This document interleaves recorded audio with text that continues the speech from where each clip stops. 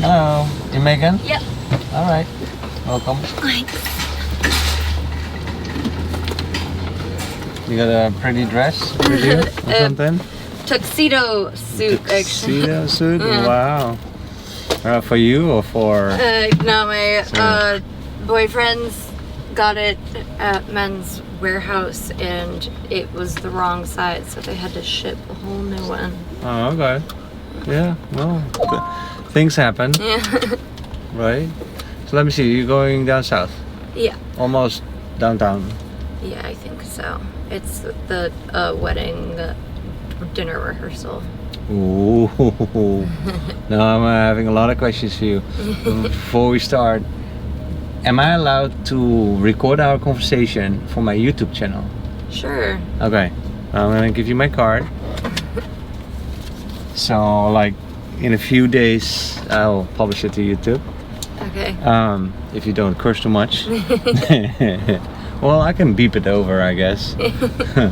But so then of course, who's gonna get married? My boyfriend's old college roommate. Your boyfriend's old college roommate. Yeah. Oh, okay. And so the girls are gonna like do the rehearsal and the boys like. They all do the rehearsal if they're like standing in the wedding. Oh, if yeah. it's like the groomsmen and the bridesmaids and stuff. So I'm not in it, but my boyfriend and all of them Okay. are. So they Oh, did the and then rehearsal. yeah. So he's like a best man or something. Yeah, I don't think he's the best. I think the groom's brother is the best man, but he's like in the line of. He's in the line of. groomsmen, yeah. And then you need to practice these things. I've never been in a wedding like that, where they first need to practice all these things. That's like a fancy wedding, right? Yeah, I feel like a lot of weddings do it. Even like, I guess not like the super casual ones, like the one that would just be like on a beach. But Okay. yeah, we had to do that for my sister's wedding when I was younger too. That's cool. Hey, and so are you from here? No, I'm from Chicago. From Chicago. So you came over for the wedding, or? Yep. Wow. That roommate sure has some good friends. Yeah. If you come all the way over. Yeah, definitely. You know, they were that's- supposed to have the wedding on that Sanibel Island or whatever, but it was, yeah, you know, destroyed after that bad storm. Wow. Yeah. And so where are they doing it now? On the beach here in Naples? Somewhere in Naples, I'm not sure. Naples has so many pretty places. Yeah. There's tons of them. So when are you gonna get married? Did he I don't propose yet? No, we got No? some time. So you guys, how long have you guys been together? 4 years. 4 years? Yeah. Okay. 7 years is make or break, they say, right? Yeah. So you got 3 more years. Yeah. Got some time. But so where do you know your boyfriend from? High school actually, but we weren't dating in high school. But you thought he was cute? Yeah. Oh yeah, but then nothing happened in high school? No. And then later, where did you meet? During one summer when we were both home from college, we hung out. He took me on a date okay. to the city. And then opened his eyes, Yeah. sort of. Okay. And so then after this wedding, you back to Chicago? Yep. Back to the snow? Yeah, I don't think there's any snow right now, but it is pretty chilly. Yeah. So you got some extra time for yourself as well on the beach? Catch Not some really, sunset? No? which is sad. Maybe a little bit tomorrow while they're doing more, you know, bridal party things that I won't be Yeah. involved in. But So can I ask, what do you do? You study or working? Or? yeah, I do behavioral science research. Behavioral science. And right now it's for like a market research consulting firm. That is so interesting. Yeah. Wait, are you studying or are you working? I'm working. You're working Yeah. in the behavioral science department. So that's what you studied? No, I science? studied. Yeah, I studied behavioral science. That's so interesting. Yeah. Is how people behave, think, Yeah, and make react, decisions. and I want to do it for the public sector for most of my life, but for right now, for my first job out of grad school, I'm doing it for a private company. yeah, okay. And so the public sector, that means then for the government? Yeah, or like nonprofits and stuff. Oh, nice. Yeah. How would non-profits Basically, use that? any project that you come up with, like anything that involves people, people usually plan around humans acting like robots and perfectly rational, but not only do we not work that way, we're like really weird. So you need behavioral scientists to go in and understand the science of what's going on, why people are acting a certain way in order to make a plan that will effectively help make a change that you're trying to make. So are your studies, is that like US based? Is that like based on American society, or is that valid for humanity as a general? Yeah, humanity, and there's obviously like cultural studies that you can look at. So like a lot of Asian cultures are more, have a more community sense of identity, right. And America's a lot more individualistic, but you can look at differences in studies between it's very international, it's very interesting to also look at the differences between cultures, but also between time frames, right? Like 50 years ago probably people were thinking differently, sort of, but it's the same like fundamental ways that we're working underneath. Like maybe the norm that we're adhering to right now is different, but the way that we adapt to each other's norms is pretty similar. Okay. So does ChatGPT have any influence on your studies at the moment? I mean, it's what everybody talks about. It does for my company right now, because a lot of some of our data that we use for some of our research for products is surveys, and there's a lot of people that just make a bunch of like bots to take a bunch of surveys and just get paid, and we try to filter them out, but you know, it gets tougher and tougher, and so the ChatGPT definitely makes it harder to detect fake people. So you know, we want real people. I think it's a revolution that humankind is living in the middle of it, and it's the coming of the AI. You know, I mean, I've seen my phone getting smarter and smarter as it is. But still, if I would say to my phone, hey, make an appointment with my wife tomorrow, dinner over there and there, it has no clue what I'm talking about. But I think like 2 years from now, you can just talk to your phone like that. And the phone will say, if it doesn't understand anything, it will say, exactly which restaurant did you mean? Do you want an appointment with your wife? And you want me to email this also to your wife, or you want me to put it in her agenda as well? Yeah, like a secretary. It's just back and forth. It's like chat. It's like, right? Yeah. And ChatGPT is the beginning of that. And so, yeah, your phone's going to be your secretary. And then self-driving cars, all of that stuff. And but probably the way we then also behave is going to be maybe different. I don't know. Definitely, we're getting a lot more like isolated, and our norms are coming from other places, not just human people in a room anymore. You're learning it from online and from other things as well. That is so true. So there's probably a lot more loneliness in Western society. Definitely. It's probably why people are all so anxious these days. They're not having real human contact. They're having like simulated human contact virtually. Are you real? I hope so. I hope so. Yeah, it's interesting though.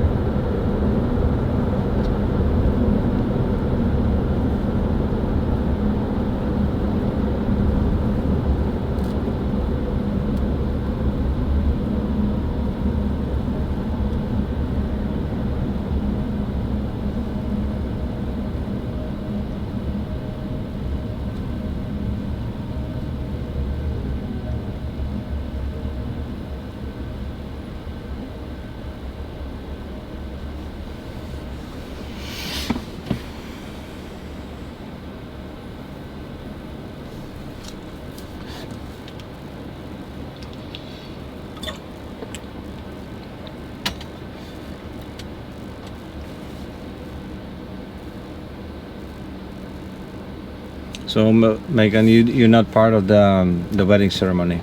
Nope. Just a watcher, spectator. You're there for the applause. And then the wedding is tomorrow? Yep. Nice. So what is your wedding going to be like? Do you know? Big. Big? Hopefully. You like it big? If I can afford it. If you have a lot of friends? Yeah. And I do a lot of travel, and I've lived in a lot of places, and Oh, tell me. I feel like it'll be fun. Just different places around the country or also abroad? Abroad too. I studied in Copenhagen for 5 months. Oh, nice. Yeah. That is Denmark? Yep. Wait, it's close to my country. I'm from the Netherlands. Oh, my company is based out of the Netherlands. I might really? Here in Rotterdam. Ah, small world, eh? Yeah. Have you been there? No, but I am thinking about, after spending like 2 years in my current office, going to either like the Rotterdam or the London office maybe, or maybe Berlin. Well, isn't that a no-brainer? If you have to choose between London and Rotterdam. Rotterdam is such a workman's city, and London is where the money is at. Definitely. So I definitely would choose London if you have a choice. Yeah. Or Berlin maybe, although I don't speak a lick of German. Oh, but all Germans speak English. Yeah, you don't have to worry about that. But it'll take you some time to learn some German. You know. Copenhagen, how was that for you? It's awesome. I love Copenhagen. You did? Yeah. Yeah, I think it's like one of the best cities in the world. It's great. Right. And you can just tell the difference when cities are designed for people and not businesses and cars.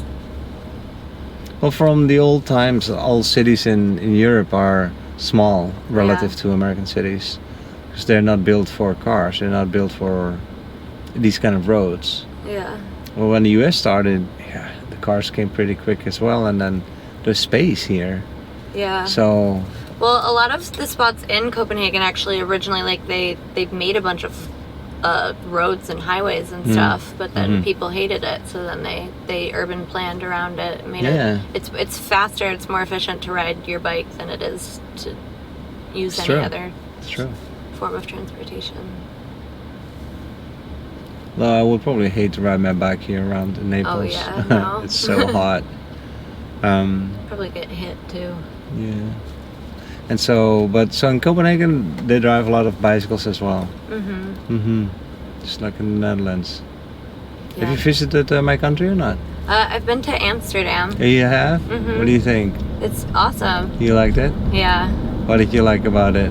I don't know. It's really cool. It was kind of like Copenhagen, but you know. Yeah, a similar feel to it.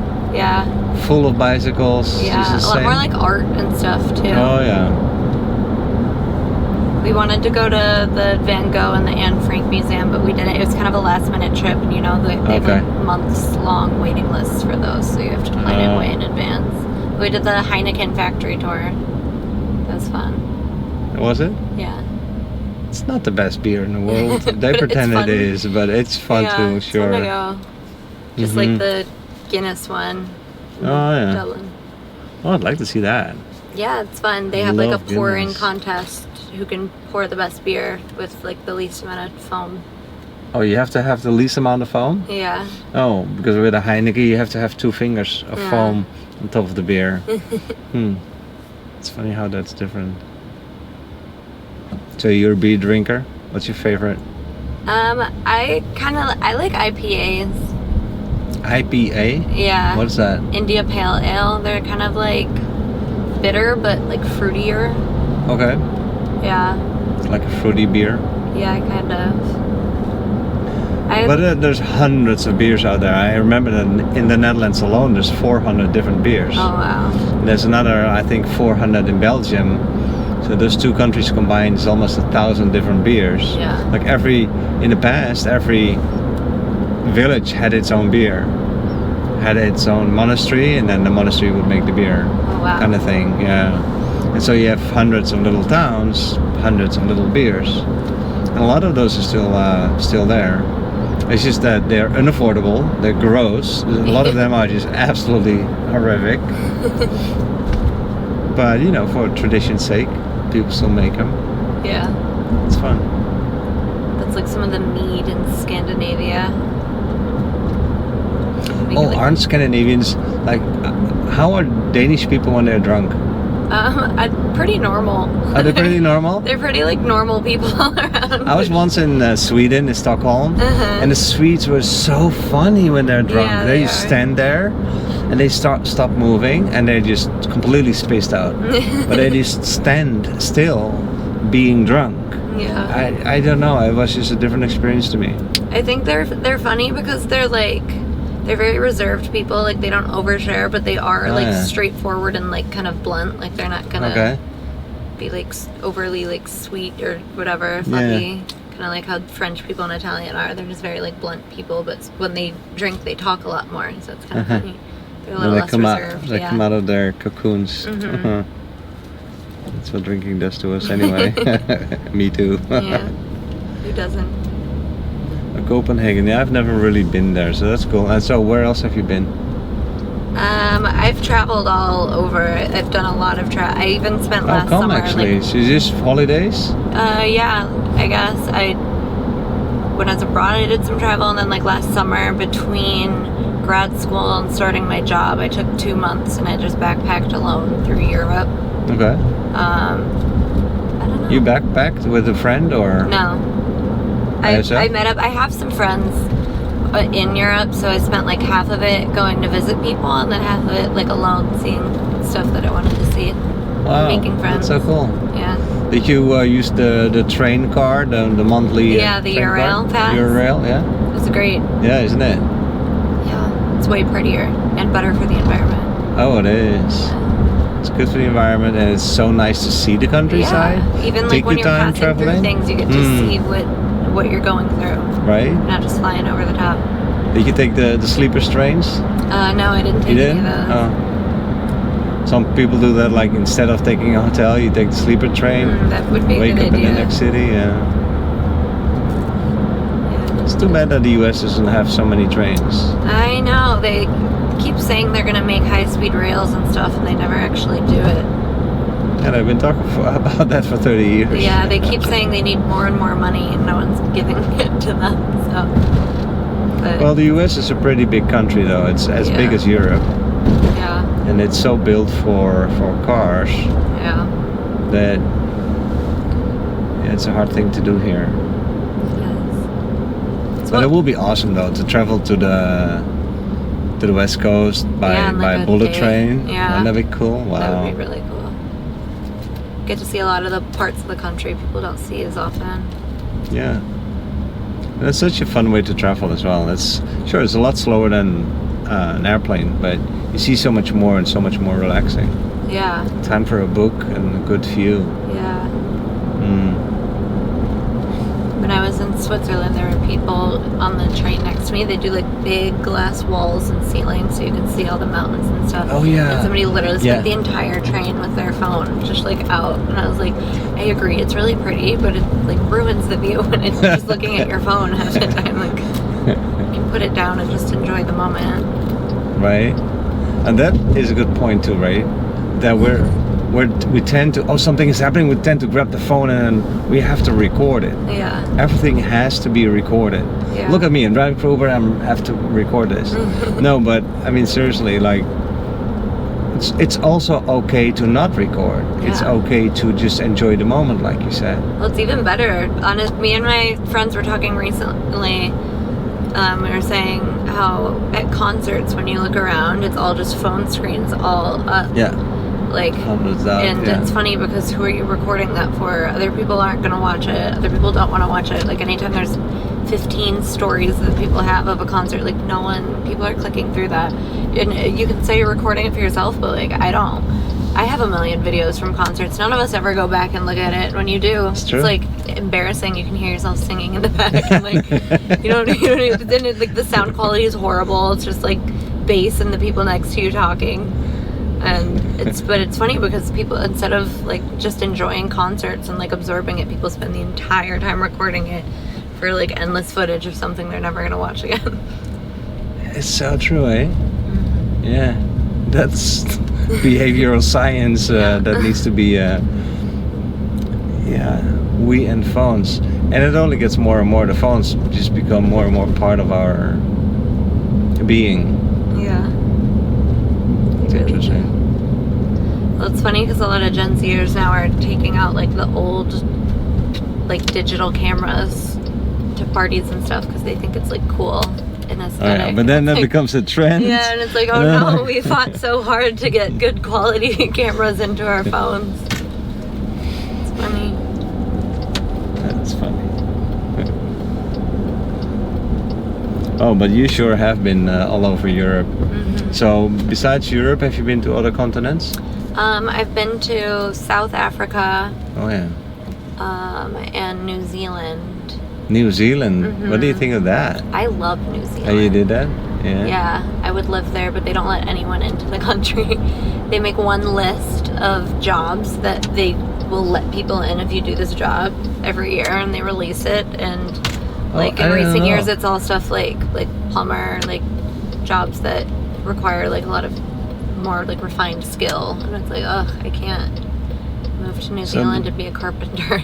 You're waiting for the day that they announce that they need a a behavioral scientist. Behavioral scientist, exactly. Yeah. Huh. They are practicing it in this cafe? No. No, I think they're doing. Oh yeah, it's this dinner. It's in the it's in there. corner. It's a dinner. Yeah, they just First? finished practicing it, so now they're giving dinner after. Well, I hope you have a wonderful time tomorrow. Thank you. It's gonna be great. I'm sure it will be. And I hope he proposes to you one day. All right? Thank you. We got some time. Nice meeting you. Nice to meet you. Have a good one. Bye bye.